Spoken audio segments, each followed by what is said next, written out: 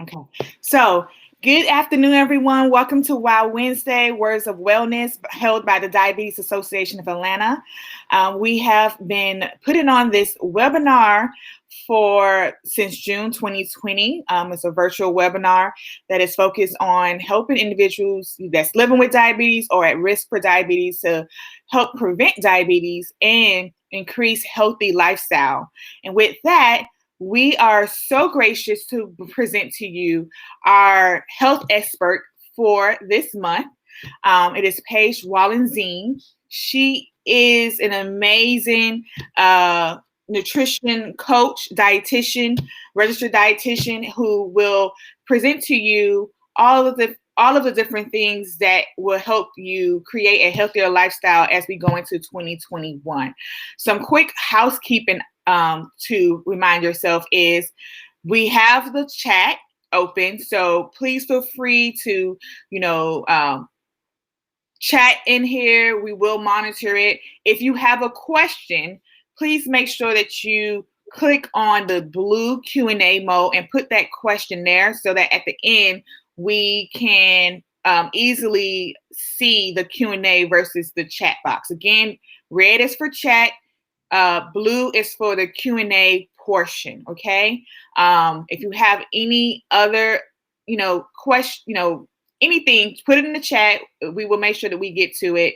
And again, thank you so much for joining us for WOW Wednesday. I'm going to pass it over to Paige.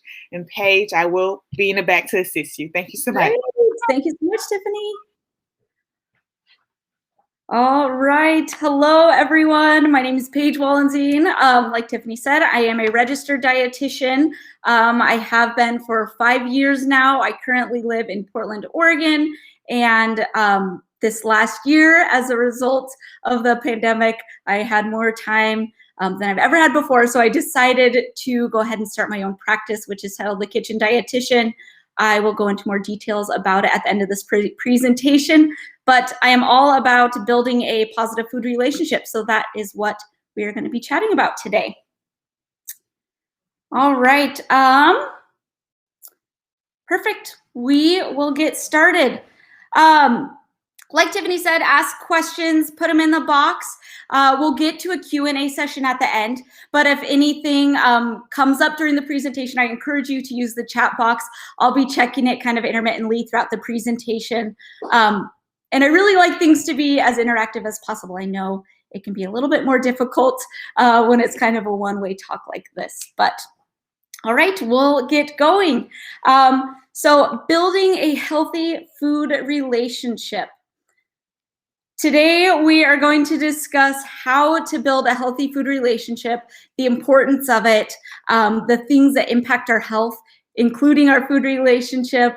We're going to go over different topics like the food police, food morality, so thinking of foods in very like black and white, good versus bad, healthy versus unhealthy terminology.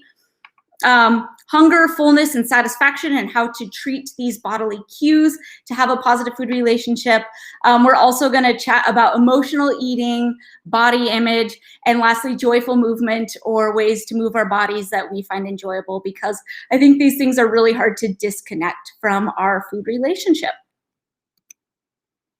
All right, so why do we want to strive to have a positive food relationship? What's so important about that? Obviously, I'm a dietitian, so I spent many, many years with nutrition education under my belt, and I absolutely understand the importance of healthy food, eating healthy. But even if I was working with you and I calculated all of your nutritional needs and you ate a meal according to those, pretty precisely. If you're stressing about your food decisions, or if you're having a lot of anxiety over your food decisions, well, in the long run, this really isn't going to contribute to our health overall, right? So I'm really passionate when I work with all of my clients and through my business to really focus on having a positive relationship with food. We're going to talk about a positive food relationship with our bodies a little bit at the end. But having a good relationship with the foods that we eat is going to be, healthier for us than any single food decision that we can make, any, day of eating, week of eating, month of eating. that food relationship and our overall pattern of eating, that really is kind of the ideal for our health. So here is our first survey question. We have 3 kind of scattered throughout our presentation today. But besides food, what things do you think contribute to your health?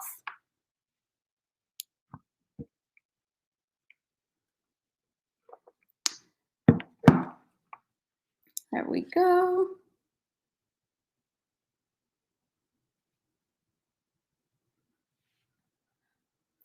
We're gonna have about 60 seconds to answer this question. So we're gonna chat about, food is so much more than simply what we eat, what we put in our bodies, and how we move our bodies, but what other things contribute to our health.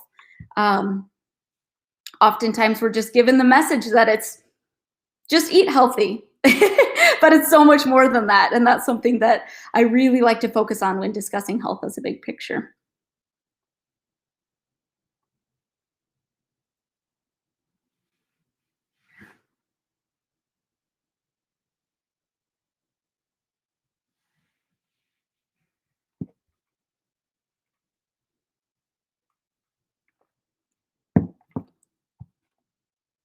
Awesome. Maybe 15 more seconds. Get a few more answers in.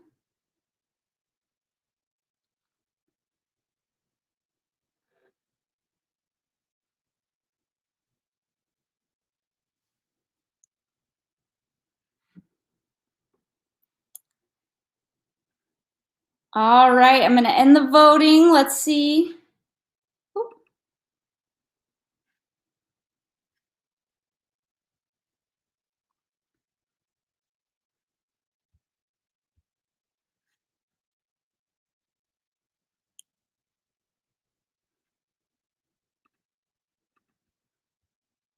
Oh, sorry, Tiffany, I'm not seeing how to share the results or where to see the results.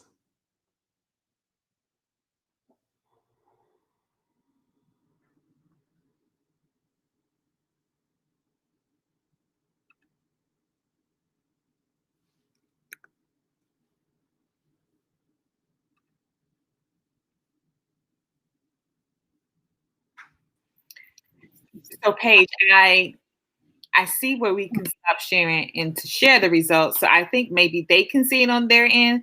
Oh, okay. We could see it on our end, but I am not sure. So let's see. Okay. Pamela said they can see them. Oh, that's funny. Great. All right.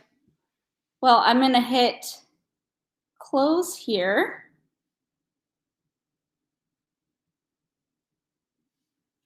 All right.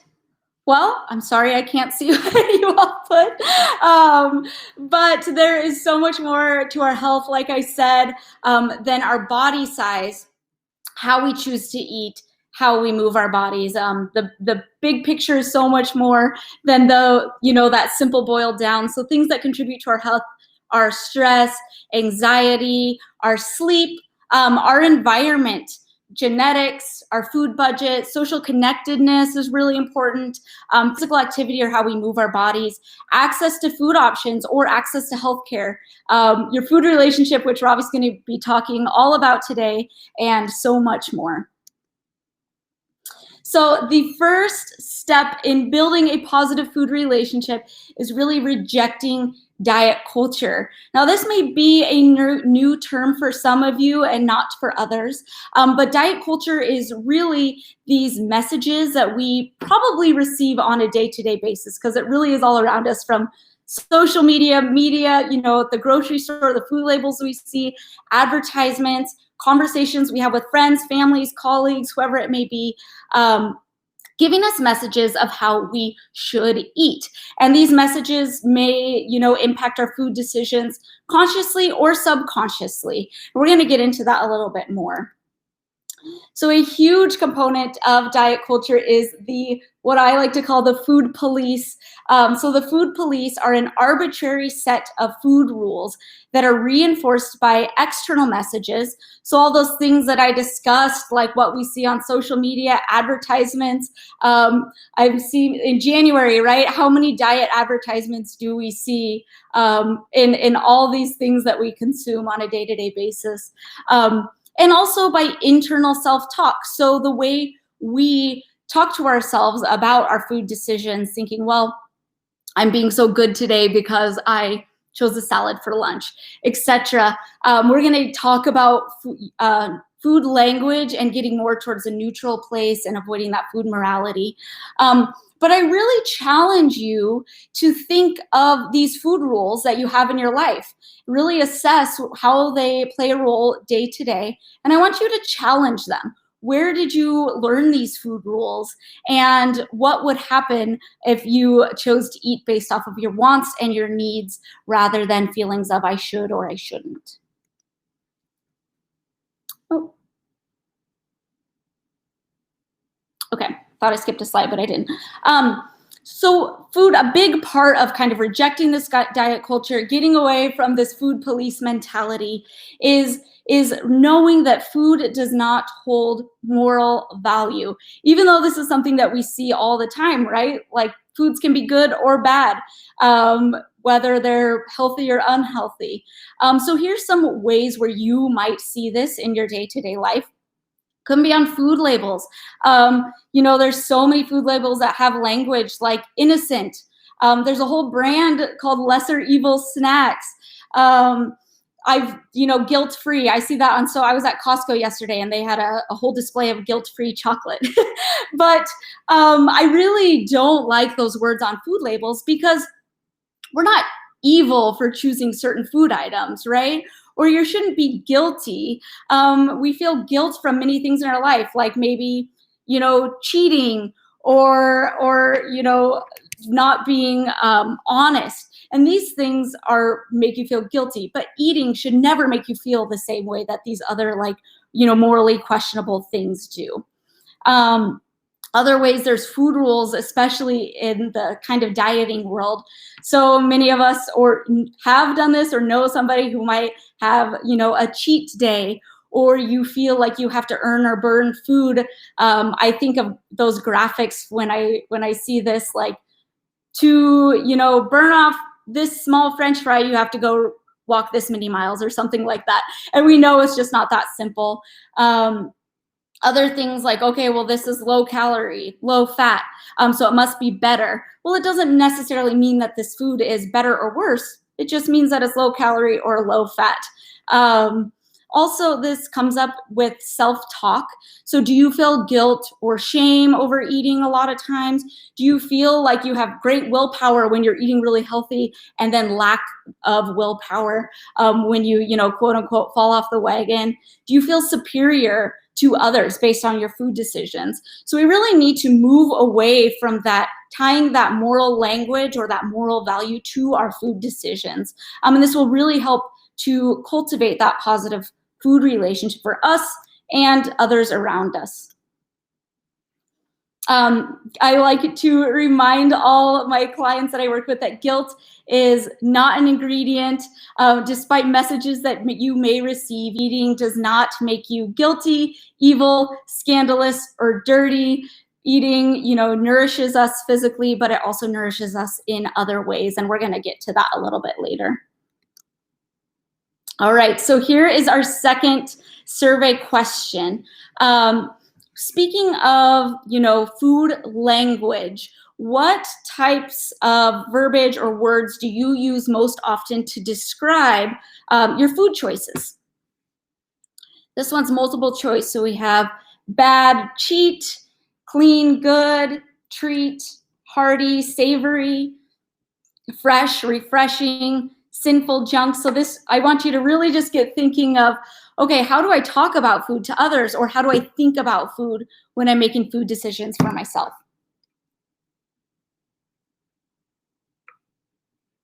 I'll give about 30 more seconds for this one.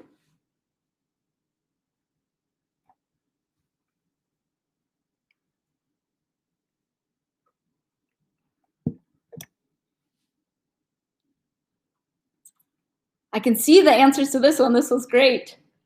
It looks like a lot of you think of food as being a treat. I know that's pretty common, but we've definitely got some answers for some votes for all of these answers.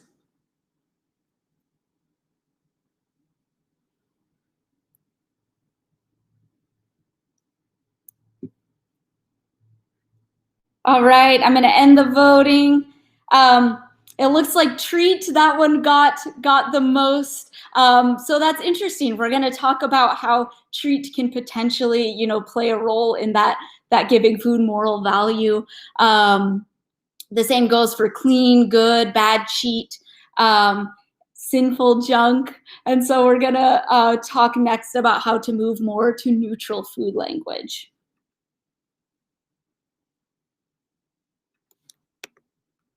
All right, so when we start to incorporate more neutral food language, using things like yummy, divine, juicy, crunchy, salty, bland, hearty, fresh, refreshing, savory, delicious, creamy, flavorful, tangy, spicy, this really helps us to neutralize foods for our own food decisions and not feeling better, worse, bad versus good based on our food decisions. So incorporating these when we're talking to others, when we are using self-talk, if you are a parent or a guardian, I used to work as a pediatric dietitian, and this is something that I would absolutely work with families on, is using, neutral language, and really avoiding things like cheat, treat, junk, bad, naughty, sinful, clean, gross, fattening, good, bad. Because oftentimes, what children may interpret this as, or what you maybe subconsciously are interpreting this as, is that you are maybe a better or worse person for choosing these, clean versus these junk foods. We can choose foods without using that language. So you can choose something because you enjoy it, because it's, fresh tasting. You might choose a salad because it's fresh and crunchy and that's what you were craving, rather than it's clean, it's low calorie. I hope that makes sense. If you have any questions about that, please drop them in the box. So foods are not good or bad based on what they are or what they have in them, and you are not a better or worse person for choosing to eat them, for choosing not to eat them. It's not shameful to fuel your body, mind, and soul with what you need. So I always like to talk about food in the terms of nourishment. And I'm a dietitian. I obviously understand how food nourishes our bodies in the physical sense. And I know many of you, as individuals with diabetes, you're probably more aware of that than the average person, how foods impact your blood sugars, for example. But sometimes we make food decisions that are not just for fuel, not just for that nourishment in the physical sense, but sometimes, we nourish our soul through foods. We nourish our mind through foods. Some days, you may nourish yourself through balanced, nutritious meals. You're getting all your balance of nutrients on your plates. But other days, it may be a really high stress week. You're trying to get food on the table for your family, and it might look like a convenience meal. And that's okay too, because that is what served you at that time. And knowing that both are okay and accepting both, that's all part of a positive food relationship. We're going to talk kind of on this point a little bit more about emotional eating towards the end of this presentation. All right, so I really encourage all of my clients to kind of do a self-assessment when you're starting to incorporate this, and work towards making food decisions based off of your wants or your needs, and not these external messages of I should. It's really hard to feel satisfaction from meals when we are only making food decisions based off of like I should. For example, if you have a meal and you're just feeling particularly hungry that day, and you're like, oh, I just really want, seconds of spaghetti, let's say. But you're like, I shouldn't have seconds of spaghetti. I should only get seconds of the vegetable. And you may choose that, but it may not contribute to satisfaction in the long run. So choosing foods that are going to satisfy you fully, that's really going to decrease that food obsession, decrease those really strong cravings. So I want you to question, when you're in those situations, what would happen if I made a food decision, an eating decision based off the things that I actually want, rather than trying to substitute them with alternates that may really not satisfy you in the long run. And know that sometimes our wants, when we are talking about food, are not always based on our hunger. And that's okay too. We don't always just have to eat for fuel, for physical nourishment. Food plays so much more of a role. So I really encourage all of my clients to focus on compassion from eating experiences, not judgment. It's really hard to get out of this negative cycle if we're constantly feeling guilt or shame from our food decisions, or feeling really down on ourselves, because maybe, after COVID's over, we go to this social event and we chose to eat the birthday cake, or whatever the case may be. When we are really judgmental and we have this negative self-talk to ourselves, that doesn't help with anything. You can use these experiences as a learned experience and move on with your day. Eating is not a failure versus success. This is something that I really work with a lot of my clients, because especially if you have been in this pattern of dieting, you're on a diet, you're off a diet, especially right around January, most of you have probably experienced this personally, or somebody who's going through this right now, kind of this yo-yo dieting on and off. But when we eat for nourishment, when we have a positive food relationship, you kind of release that I'm being good, I'm being bad, I've failed, I'm doing really well right now. We know that there's no wagon to fall off of. It's all just a learned experience. And so, if you're having an eating week in which you're making food decisions which maybe aren't as nutritious as you would like to eat, what can you learn from that eating experience? How can you go forward when weeks are really stressful or crammed, to provide your body with the foods that it wants and it needs? I like to remind you that there is no such thing as a perfect diet. It does not exist. And so working towards that ideal, we need to kind of get back from that, because everyone has, just like with our health, unique needs. And so everyone's, quote unquote, perfect diet is going to look different from everybody else's. And there's no one way to achieve health. There's no magic formula, even though this is oftentimes what different diet advertisements try to sell us, right? You buy our program, you eat these foods, you move your body in this way, you'll be in a calorie deficit, and you'll be healthy. Well, it doesn't exactly work like that, right? We know these food rules don't necessarily contribute to our health, as we've discussed today. So I want to talk about hunger, because I know hunger is oftentimes seen as a really negative thing, and we really try to push off hunger by distracting ourselves, maybe like chewing gum. Oh, you're not hungry, you're just thirsty, drink water, go for a walk, and really kind of push it away. But part of having a positive food relationship is learning to treat hunger just like you would as any other bodily cue. This is easier said than done, especially if you have been a chronic dieter, or you have restricted your food intake, both amount of food, type of foods, limited food groups, etc. So I really like to discuss what different hunger cues feel like, look like.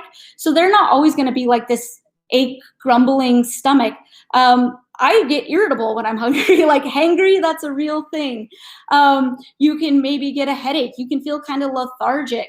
You can feel anxious. Hunger can feel different to everyone. So when I work with new clients, I really recommend for a week keeping a journal, and every time you kind of feel a way, journal what that feeling was and assess, am I actually feeling hungry, or do I feel anxious right now, or do I feel stressed or tired? And learning what those hunger cues really feel like for you specifically.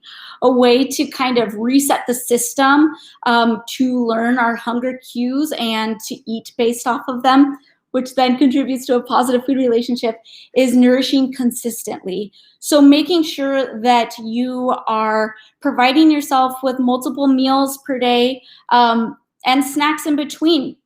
Again, as individuals with diabetes, some of you, I'm sure that you recognize how this can impact your blood sugars. But it's important for anybody to really be, not like saving up for a big meal. I think like holiday meals, a lot of times when we're talking like Thanksgiving, a lot of people will really restrict the week before, not eat anything the day of, eat a really big meal, and then like really try to restrict after. But your body does need constant nourishment, even if you have overeating experiences or had a really big, like really heavy, rich meal. Your body still needs consistent energy. And then honor and anticipate your hunger. A really good kind of compare and contrast I like to use for this one is thinking of hunger like our bodily cue that we have to use the restroom, right? If we are about to embark on a long road trip, or you are boarding a plane, even if you don't necessarily have to go to the bathroom at that time, you most often do, right? Before you run out the door, or before they call boarding time, you go to the bathroom, because that is in anticipation of, I might not have as easy access to a restroom later, and I want to prevent discomfort. Well, treat, hunger the same way. How can you plan to have meals and snacks when you want and when you need them throughout the day? And really nourishing yourself, not always based off of your hunger cues, but when you nourish yourself consistently and you plan for that, that really kind of helps to reset the system into learning what our hunger cues are and how to eat based off of them.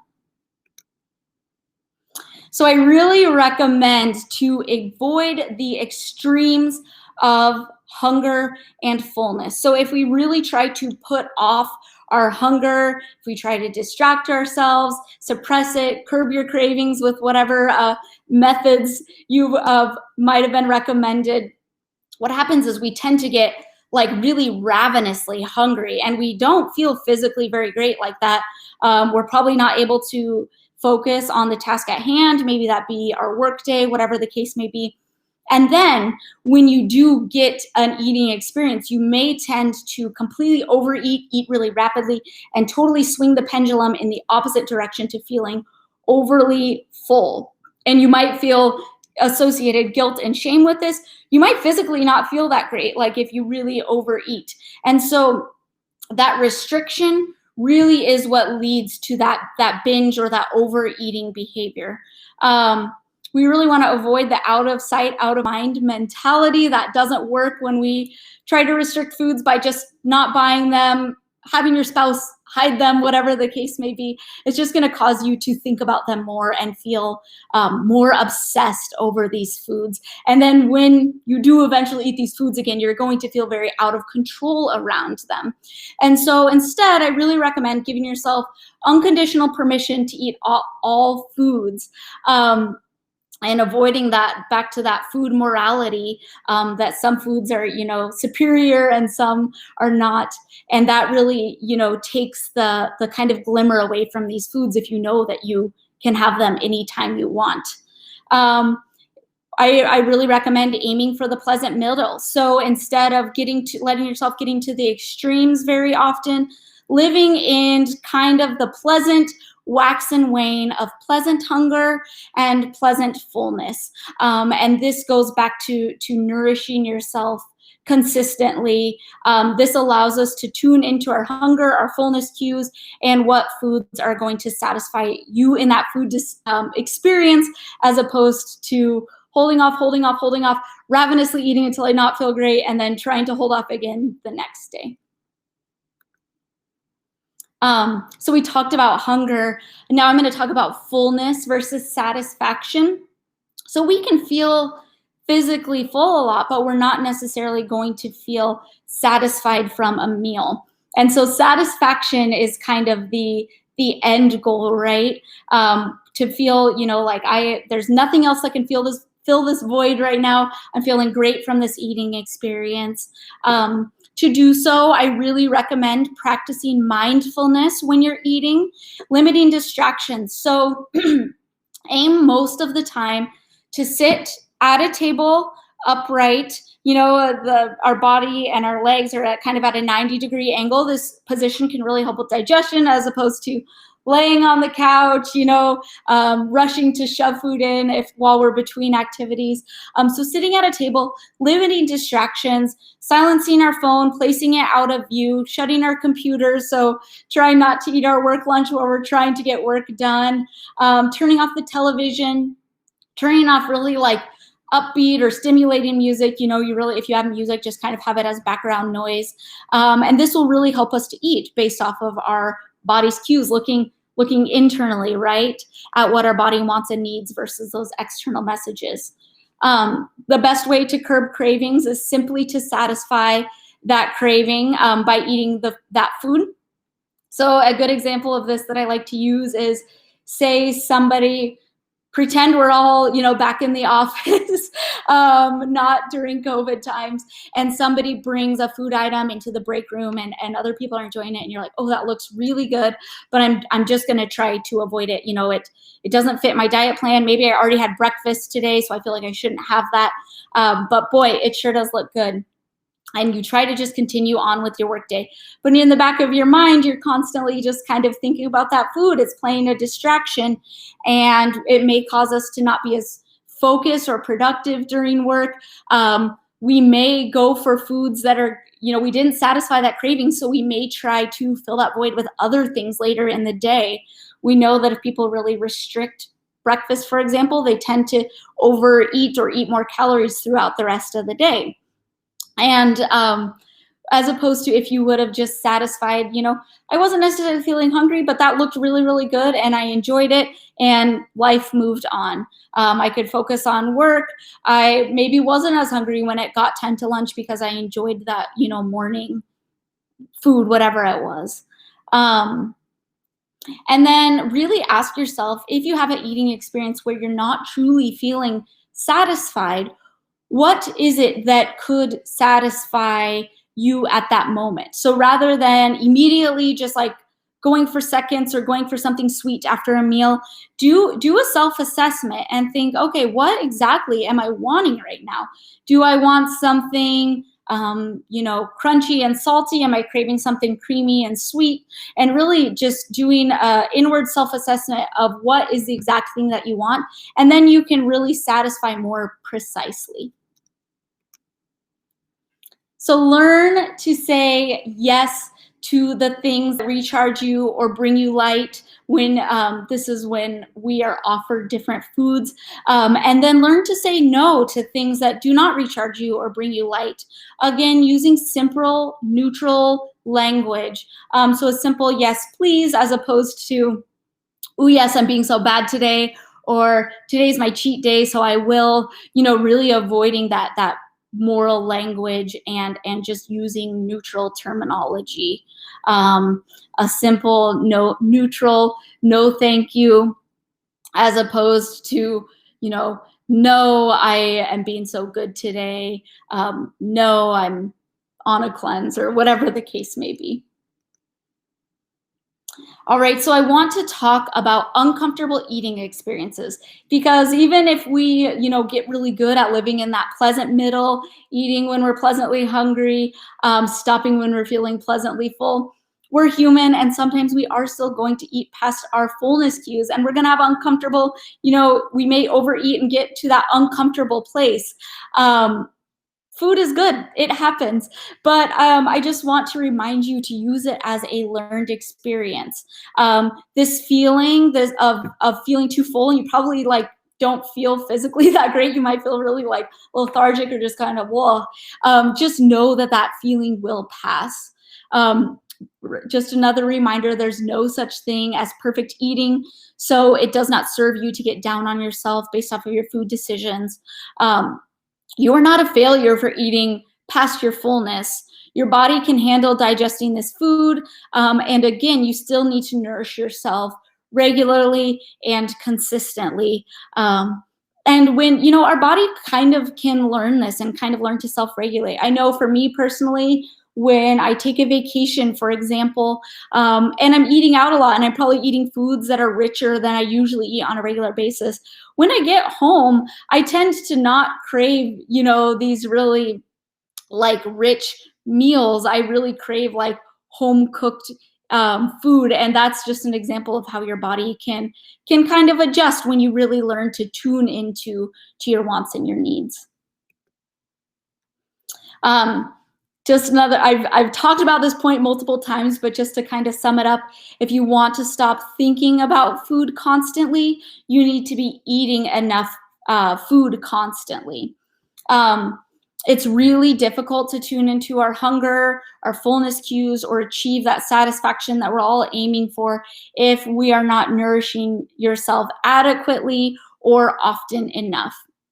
So kind of, especially if you come from a place of constant restriction, constant dieting behaviors, resetting the system by tuning into those cues your body gives you and then nourishing yourself consistently, and you're going to learn a lot about your body's wants and needs that way. It's ironic, just to kind of drive home this point again, but trying to control your hunger and fullness, trying to control it through food rules, or these messages that you tell yourself, or these diet rules that you may have. This is what actually can result in your eating becoming out of control.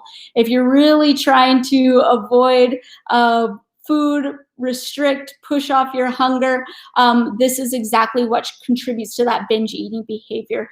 Maybe not initially, but we know over time. So I want to chat about emotional eating, because this is something, just like we talked about with our hunger cues, emotional eating is something that I think is seen as a really negative thing by a lot of us, or a really bad thing, and we feel like we're maybe not a good person for turning to food when we are feeling emotional. But food brings us comfort. Like, we can't get past that. We are human, and it is okay to eat food when we are feeling, emotional, and turn to that as a coping mechanism to make us feel better. But when we're discussing emotional eating, I really want you to assess what you are feeling. Are you having a really emotionally taxing day? Or, are you feeling a lot of emotions, but you're also hungry right now? And therefore it's important to nourish yourself consistently again, right? When you are having harder days, what is going to serve you at this time? So doing that self-assessment again. It may be food sometimes, but other times, there may be other things that can serve you as well that can really help cope with these hard emotions. So we're going to talk next about building kind of a toolkit, an emotional toolkit to help you during these times, especially if you are somebody who turns to emotional eating pretty often. And when we're having these emotionally hard days, I think this one is really relevant to this last year especially, right? But what would you tell a good friend who's going through something similar? How would you show kindness and compassion and soothe a really good friend or a loved one to make them feel better? And really focusing on turning that compassion to yourself and giving yourself that exact same, kindness that you would give somebody else, a dear loved one. All right, so here is our third survey question. What activity are you most likely to do when you are feeling particularly stressed?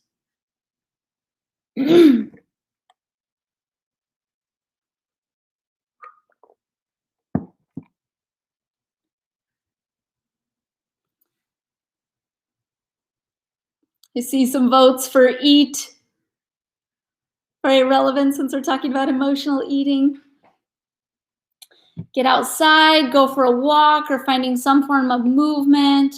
Some of you like to relax or take a bath, focus on deep breathing, paint, draw, listen to music.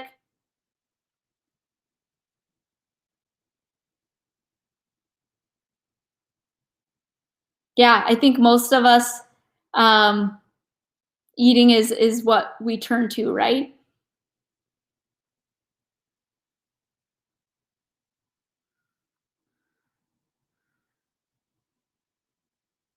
Great. Okay.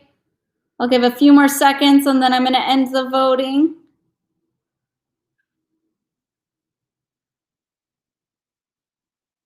All right. So it looks like most of us definitely chose eating when we are feeling emotional or particularly stressed. And again, I want to reassure you that this is not, inherently a really negative thing. And this is something that can serve you at these times, eating when we are feeling emotional. But this is something that I work with my clients, is creating a toolkit for these times when we're feeling particularly stressed, anxious, emotional, for whatever that reason may be. So I want you to sit down, maybe later today, later this week, whenever you get a chance, and write out a list, journal a list of things that you find that help when you are feeling emotional. This could include, this is kind of my list, but getting outside, deep breathing, calling a friend, cooking or baking, going on a cleaning spree in my apartment, painting or drawing, reading, caring for plants or my dog, journaling, listening to music, going for a walk, taking a bath. And this really allows you to have a toolkit when these times are particularly stressful. So, you may say, you know what, today I'm just going to make boxed mac and cheese because it's what sounds really good to me. It's one of my favorite foods, and I know it's going to serve me and make me feel better at this time. Whereas other times you're like, you know what, that does sound good, but I'm actually not really hungry right now. And I think, going outside, going for a walk around the block, that is going to serve me a bit better at this time. So doing that inward self-assessment, and building that emotional toolkit. All right, so the last 2 points that I wanted to talk about, we talked about food relationship through this presentation, but it's really hard to disconnect food relationship from body image and physical activity, which we are going to discuss next. So I wanted to end my presentation on these last 2 points with a few reminders regarding body image. The first of which is, even if every person ate the exact same foods and moved our bodies in the exact same ways, we would all still look drastically different, right? We are meant to be unique. We are meant to be individuals. And so, we really want to move away from having body goals or wanting to look like this person, and just finding what serves you best. And keep it in mind that even if you ate the exact same way as that person, even if you followed their workout regime that they post on Instagram or whatever the case may be, chances are you're still not going to look like that person, because you are not them. You are you.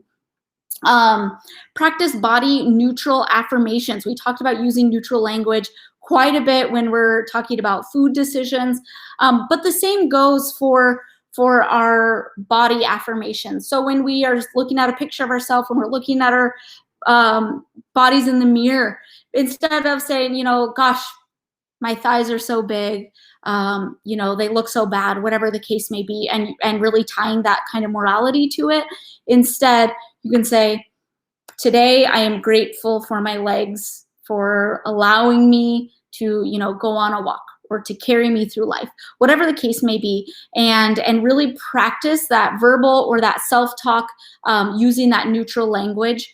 And that's really just going to project onto your life. Your weight does not define your worth.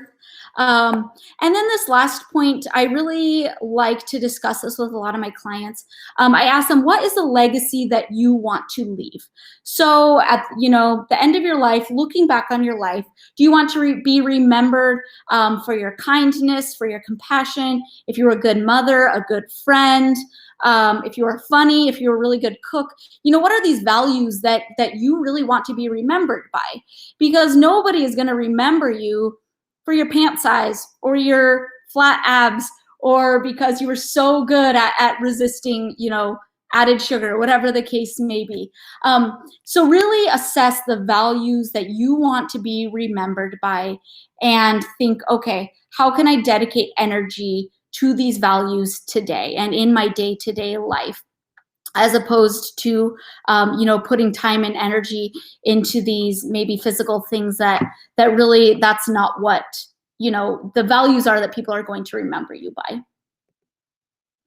And then lastly, just like we talked about how stress over our food decisions really isn't healthy when we look at the big picture and in the long run. The same goes for physical activity. So like I said before, getting away from the mindset of earning or burning foods, like I can only eat this food if I move my body this amount.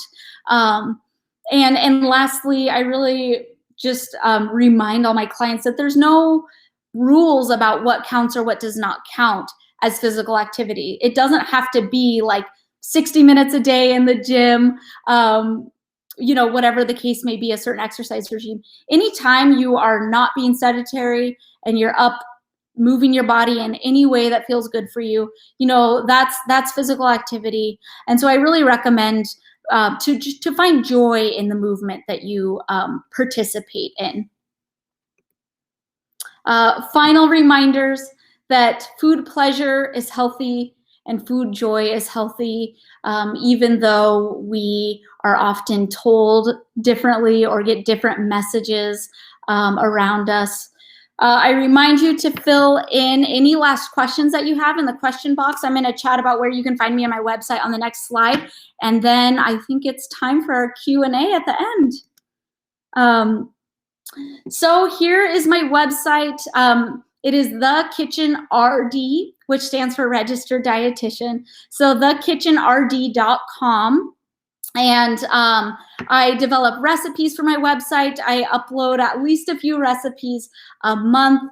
And I provide actually donation-based virtual cooking classes. So that's something that's really fun. I do have some nutrition classes available on my website if you really like this presentation and want to see what else I have to offer. I also offer one-on-one nutrition coaching, and I have some different self-paced programs.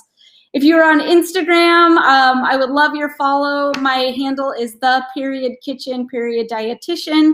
And then lastly, these are just the services that I provide through my business. All right, I think so I'm back. So thanks so much, Paige. Before we take the Q&A, but I just want to remind everyone to follow Diabetes Association of Atlanta on all of our social media platforms. It is at Diabetes Atlanta. Make sure that you share the free resources that we are doing with WOW Wednesday with your family and friends. We definitely want to see this webinar continue to grow. So make sure that you are telling your family, your friends about, and your colleagues about this free resource that we put on. Another thing to mention is while month will be we have WOW Wednesday on February 17th, and we have been listening to you guys in the survey where you guys have said that you want to have a virtual fitness class. So February 17th will be a virtual fitness class, which reminds me that there is a survey that goes out in the follow-up email. So please, please give your feedback. Let us know what you would like to see in these health and wellness series. And in addition, we moved up the WOW Wednesday because we have a special event that will happen on February 23rd and 24th, that last week of February. And so we will announce that soon. So definitely I'm going to stop recording it this time so that if anybody has particular questions that pertains to them specifically, it's not in the recording. So again, you can put your questions in the Q&A section, which is the blue area. Okay.